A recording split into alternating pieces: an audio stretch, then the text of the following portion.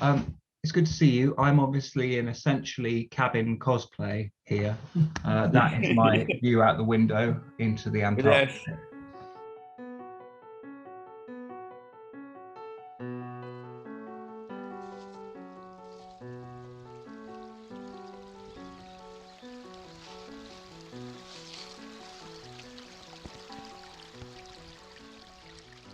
I first discovered your work through, as I'm sure many people did, through the work that won the Turner Prize, which was this amazing piece called Shedboatshed, which, I mean, I would describe it as a shed that's been on the most remarkable adventure, and a form of kind of static magic in a way. I wonder if you could, you'd probably describe it far more eruditely than that. Part of making exhibitions is often a kind of a process of sort of finding homes for these half-formed ideas.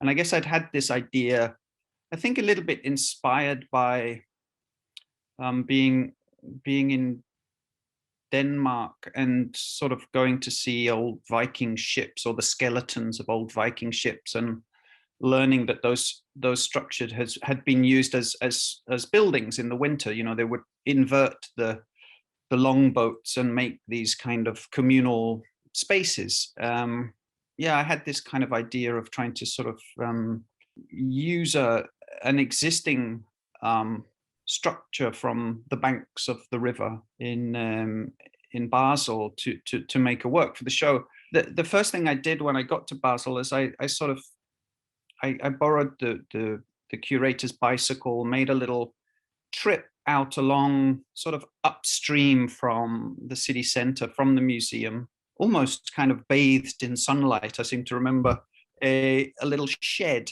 a fairly tumbled down wooden shed. And on the side of the shed was a paddle, which had been nailed on with two rusty old nails. And within the space of, you know, what felt like moments, this sort of idea emerged to use the shed to build a boat, to use the paddle nailed on the shed to navigate the boat, and to make a journey down river. I remember you saying that, you know, the people who responded best to it, or the people who responded least cynically and loved it the most, were young people and children, and, you know, it was the most wonderful story for them. Yeah, it was I guess it does have a sort of, you know, it has a sort of fable, like, you know, it's like a children's story or something, isn't it? I suppose as a sort of model for making something. At the moment, you're working on a houseboat, so another, but I imagine very different kind of floating project. Yes, it's a I get, it's definitely a sort of ancestor of the Shedboatshed project, I guess. Sort of proposed this idea to bring together a group of Bolivian reed boat builders and some Danish thatchers and get them to build a houseboat. It's interesting because, I mean, I'm here in this facsimile cabin from Antarctica, which, you know, started out being for whalers and that connection and destruction of the environment down there. And, you know, the actual cabin itself, of course, didn't come from Antarctica, because you can't build anything apart from igloos with what you have to hand. So everything was kind of imported, but it became kind of synonymous with the place, and the people and the whaling became synonymous with the place. Well, the place itself just kind of obviously continues to exist.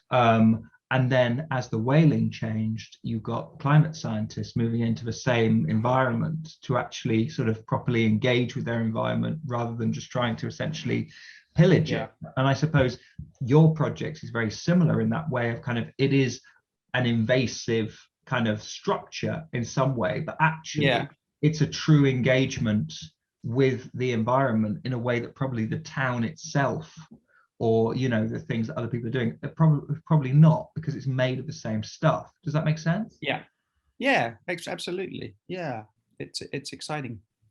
Well, thank you very much for talking to us today, and I wish you every luck with it. Yeah. You're welcome. Yeah.